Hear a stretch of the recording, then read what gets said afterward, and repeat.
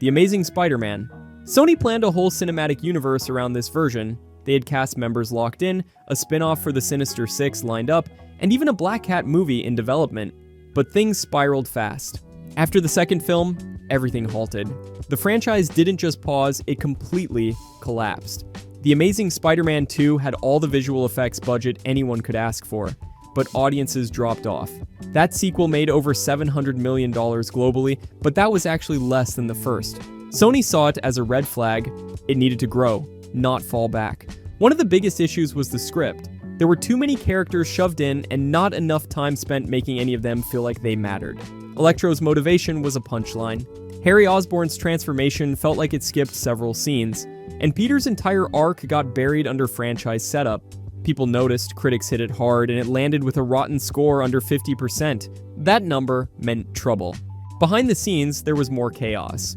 Leaked emails from Sony revealed the studio didn't know what direction to take next. They considered crossing over with other franchises, tried recruiting big-name producers to fix it, and even floated the idea of rebooting again almost immediately. And then Marvel called. Marvel wanted Spider-Man back in their universe, and Sony saw it as a way out. They struck a deal. That deal ended the franchise overnight. Tom Holland got the suit. Andrew Garfield was done. And what stings is that Garfield was actually growing into the role.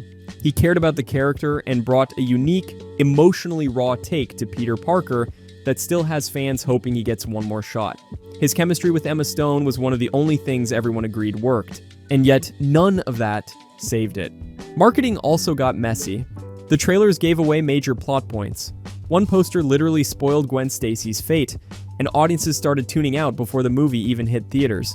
Sony tried to fast-track too much too soon. Instead of focusing on a great second film, they planned movies 5 and 6 before 2 even opened. It wasn't just one mistake, it was a whole lineup of rushed choices, creative confusion, and studio panic that ended The Amazing Spider-Man way before it should have finished. Divergent.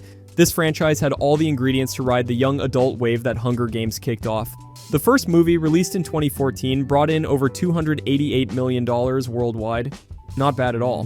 But even then, critics pointed out it leaned too hard on familiar tropes. The whole faction system sounded interesting. But the movie didn't flesh it out in a way that made sense. Still, it had momentum, and they rushed into the sequels. Insurgent came out in 2015 and made more money domestically, but reviews got worse. The visual effects were louder, the plot messier, and everything felt like it was trying to be bigger without actually earning it. They also made major changes from the book, which alienated the fans who were still holding on. Key plot points were changed or skipped, and the relationships felt underdeveloped. Shailene Woodley and Theo James had chemistry, but even they couldn't carry scenes that didn't make narrative sense. Then came Allegiant in 2016. That was when it all collapsed. Lionsgate split the final book into 2 movies following the Harry Potter model, but they didn't have the fan support to pull it off. Allegiant made under $179 million worldwide. That's a steep drop. The film also had a Rotten Tomatoes score under 15%. The audience was done. The story went way off track. It introduced new sci-fi elements that weren't explained well and tried to turn the franchise into something it never set up. They changed the world building, ignored character arcs, and even the action scenes lost their edge. By the time the first half of the finale came out, nobody wanted the second half. To make things worse, Lionsgate announced that the final installment, Ascendant, would be a television movie. None of the lead actors wanted to return for that. Shailene Woodley said she found out about the plan from the press. A major studio franchise reduced to a made-for-television wrap-up that never even got made. It wasn't just one movie that killed Divergent. It was a lack of planning, rushed decisions, poor adaptation choices, and ignoring the core audience. They tried to franchise it without grounding the story. Instead of finishing strong, it fizzled out and disappeared. A full series, and it still felt unfinished. By the way, if you guys like movie content like this, I would really appreciate it if you could subscribe. Thanks. Anyways, The Golden Compass. New Line Cinema had high hopes in 2007. They poured in over $180 million to adapt Philip Pullman's Northern Lights into The Golden Compass. The cast was stacked. Nicole Kidman, Daniel Craig, Eva Green. But the story got chopped up before it even hit theaters. Studio executives made the call to remove the book's final chapters, afraid the ending was too dark. That meant the most emotional part of the story, the payoff, never made it into the film. It ended on a strange, unfinished note which threw off casual viewers and frustrated fans of the book. Visually, the movie looked expensive, but critics said it felt hollow. The pacing was all over the place, with major plot points rushed through and characters barely developed. And while the demons and armored bears were fun to look at, they couldn't carry the narrative weight. They also toned down the anti-religious themes from the book. Pullman's source material is heavy with criticism of authoritarian religious structures, but the studio played it safe, which stripped out a lot of the story's core identity. Then came the backlash. Religious groups in the United States protested the movie hard, claiming it promoted atheism. That stirred up enough controversy to impact its domestic box office. It made around $70 million in the United States, not great compared to its budget. Overseas, it performed better, pushing it past $350 million globally. But New Line wasn't happy. The return wasn't strong enough for a franchise with that kind of price tag. Behind the scenes, New Line and Warner Brothers were in the middle of a corporate merger. That caused even more uncertainty around long-term plans. The sequels, The Subtle Knife and The Amber Spyglass, were supposed to follow, but production stalled. Scripts were written, sets were sketched out, even casting talks happened. But after the dust settled, everything was shelved. And it wasn't because people didn't care about the story. The books had a massive following. But between studio interference, the sanitized script, and poor handling of the story's deeper themes, The Golden Compass ended up being all shine and no soul. They had the world, the characters, the foundation, but not the courage to stick to the vision. So the trilogy ended before it ever really began. The Chronicles of Narnia, The Lion, the Witch, and the Wardrobe hit theaters in 2005 and made over $745 million worldwide. That's huge. Disney and Walden Media saw it as the next fantasy juggernaut. The source material was beloved, the casting worked, and it had just the right balance of adventure and emotion. So they greenlit Prince Caspian, but things shifted fast.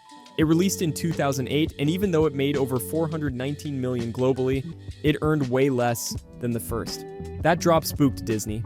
Prince Caspian got darker and more action-heavy. They tried to age it up, push romance, and go head-to-head with summer blockbusters. But the book itself was more introspective, and the adaptation lost that tone. Fans noticed, critics were mixed, and audiences didn't show up the same way. After that, Disney pulled out. Fox stepped in for The Voyage of the Dawn Treader in 2010. Dawn Treader scaled back the budget, brought in a new director, and focused more on visual spectacle. It did better than Caspian domestically, but still didn't crack $415 million globally. And even though it looked more like a classic Narnia story, it started combining plot points from other books, straying from the clean structure of the series. That made things messier.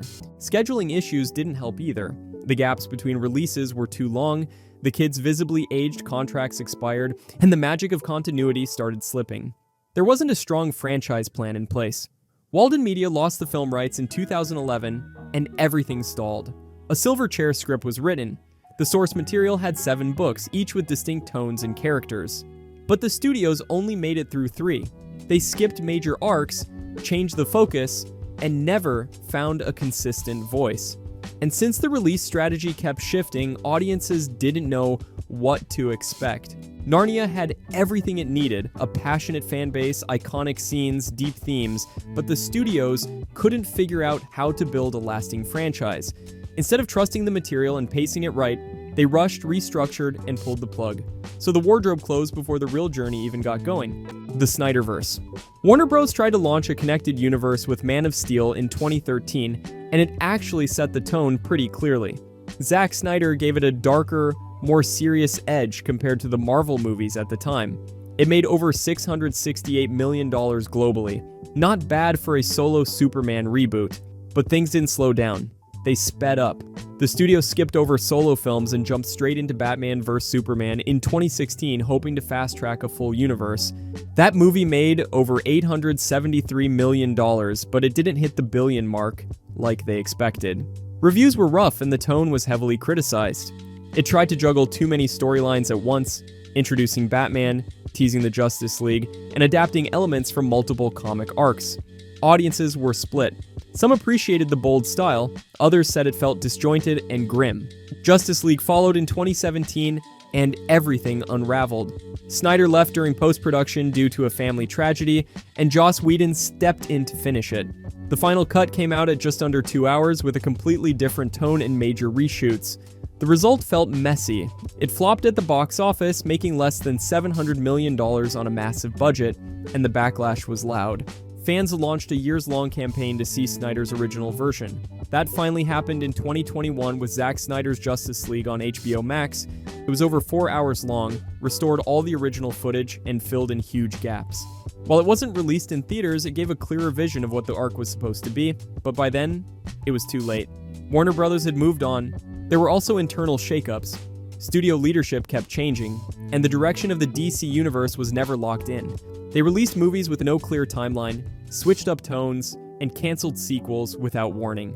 Ben Affleck's Batman solo film got scrapped. Henry Cavill's return as Superman was teased and then retracted. Even with a vocal fan base, strong performances, and a defined vision, the Snyderverse ended because the studio never fully committed. They pulled the plug before the story was done. It wasn't box office failure alone, it was creative hesitation, mixed signals, and a lack of trust that shut it all down. Hellboy. Guillermo del Toro brought Hellboy to screens in 2004 with a mix of gothic style, practical effects, and Ron Perlman grunting his way into cult legend. The movie pulled in just under $100 million globally, which wasn't blockbuster level, but enough to greenlight a sequel. The Golden Army dropped in 2008 and it did better, around $168 million worldwide. It also got stronger critical reviews with praise for the visual design and emotional depth. But despite that improvement, the franchise stalled. The biggest issue wasn't fan support, it was studio politics. Universal backed the second movie, but they didn't want to invest in a third. The budget Del Toro needed was bigger, and they weren't confident in the return. Hellboy 2 left on a cliffhanger, setting up a final installment with apocalyptic stakes, but it never came. Del Toro pitched ideas, Perlman stayed vocal about wanting closure, and fans pushed for years, but nobody wrote the check. The rights were also a mess. Hellboy wasn't owned by a single studio, which made the logistics of continuing complicated. Each movie had different producers, and trying to align everyone for a third was a nightmare. Del Toro even tried rallying interest online in 2017 with a fan poll. Over 130,000 people voted yes. Still, the studio passed. Behind the scenes, the lack of confidence boiled down to box office math. The movies had loyal fans but didn't bring in big numbers, and they were expensive to make. All that creature work, detailed sets, and practical effects don't come cheap. It was a passion project that required full studio backing, and they just wouldn't give it. Then came the reboot in 2019. They recast Hellboy, ignored the original storyline, and pushed out a new version that tanked.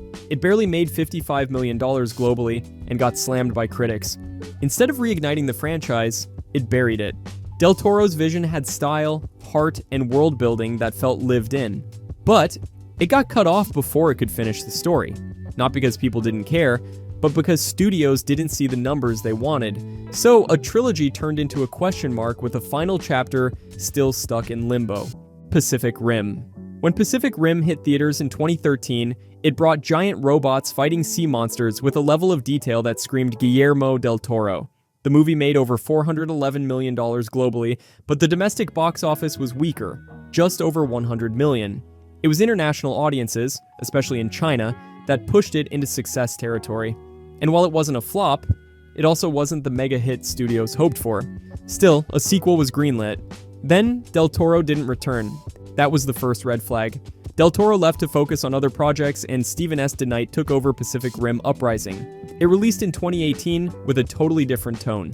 The sequel leaned more into teen drama, introduced new characters fast, and ditched a lot of the emotional weight that made the original work. Charlie Hunnam didn't return. Idris Elba's character was dead. Rinko Kikuchi barely appeared. The heart of the first movie was gone. Uprising made even less money, around $290 million worldwide, and it cost nearly as much to make. It bombed in the United States and performed weaker internationally. The visuals were still big, but critics said the story felt hollow. The Jaegers lost their sense of weight. The monsters felt like afterthoughts. And the new cast didn't click the same way. There were also franchise ambitions. They wanted to build a cinematic universe, even teased a crossover with other legendary properties. But Uprising didn't do enough to keep those ideas alive.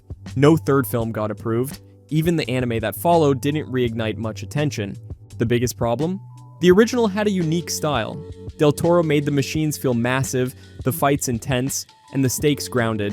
The sequel lost that identity. It felt like a generic sci-fi movie wearing a Pacific Rim costume. And the studio misjudged the core appeal. People didn't show up just for robots, they showed up for how it all felt.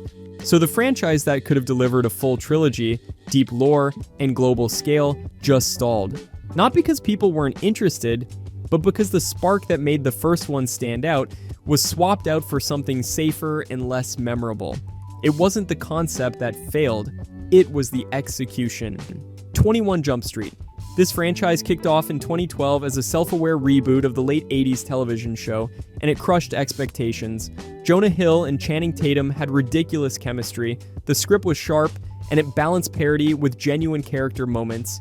It made over $201 million globally on a budget under $50 million. Sony didn't wait. They moved on a sequel fast.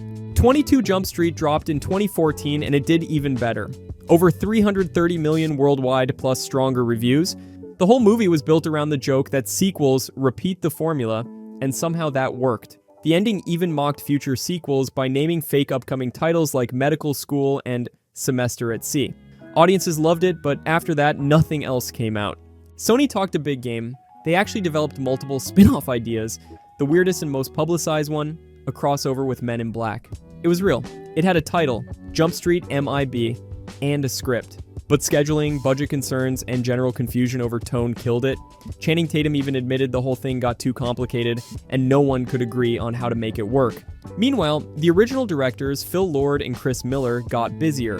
They moved on to other projects, including the Lego Movie and Spider-Man, Into the Snyderverse. Without them steering it, Sony lost momentum. They also considered a female-led spin-off and even cast Tiffany Haddish and Awkwafina at one point, but that never went past development. The biggest irony? The franchise ended while still being successful. There was no box office bomb, no huge controversy, just stalled development and a series of missed chances. It's rare. Most franchises get dragged out too long. This one ended while people still cared.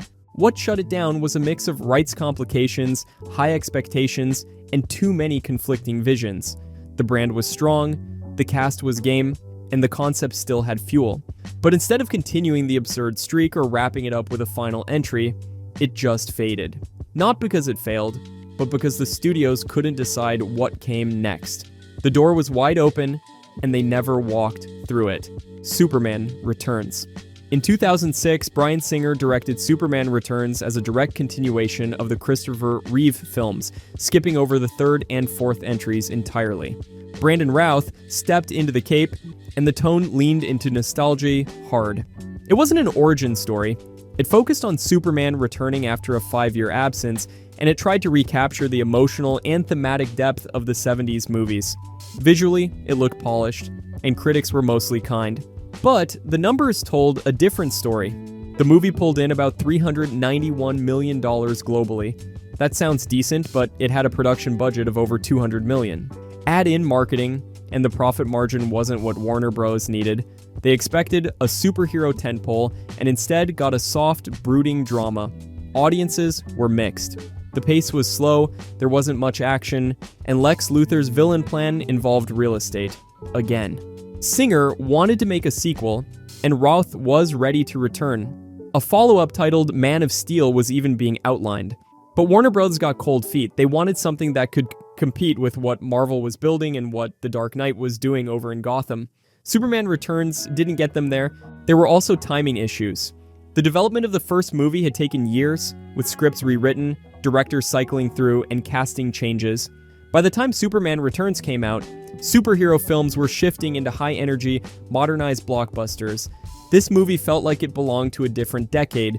Even the character dynamics didn't click with younger audiences. Superman as a distant, Christ-like figure didn't resonate the same way. Brandon Routh's performance wasn't the problem. He embodied the classic Superman look and brought sincerity to the role. But the film's refusal to reinvent the character made it feel like a museum piece. It respected the past too much to move forward. In the end, Warner Bros. Scrapped the sequel. Instead, they rebooted everything in 2013 with Zack Snyder's Man of Steel. That meant Routh was out, the story was abandoned, and the franchise went in a completely new direction. Superman Returns didn't crash, it just didn't fly high enough. It aimed for reverence when the audience wanted reinvention. So instead of launching a series, it quietly closed a chapter that never really got a second page. Sherlock Holmes. The first Sherlock Holmes movie dropped in 2009, directed by Guy Ritchie with Robert Downey Jr. and Jude Law as Holmes and Watson. It mixed gritty period style with fast cuts, slow motion boxing scenes, and enough charm to make Arthur Conan Doyle's characters feel fresh. It made over $524 million globally. Audiences loved the energy, and Downey had just come off Iron Man, so his star power was at full throttle. They moved quickly on a sequel. A Game of Shadows came out in 2011 and did even better, over $534 million worldwide. It introduced Professor Moriarty, raised the stakes, and leaned even harder into action. Critics were mixed, but fans wanted more. A third film was announced almost immediately, and then it just didn't happen. The third movie got delayed again and again, scripts were written, rewrites happened, directors were attached and dropped. At one point, Dexter Fletcher was lined up to direct. Warner Bros. Confirmed it more than once, but filming never started. The biggest issue? Scheduling. Downey was busy with the Marvel Universe for years, Law was working on other projects, Guy Ritchie moved on to other films, and momentum disappeared. Even with the cast interested, the timing never lined up, and unlike other franchises, this one didn't have a ticking clock. It wasn't based on a huge cinematic universe, and it didn't have cliffhangers forcing closure.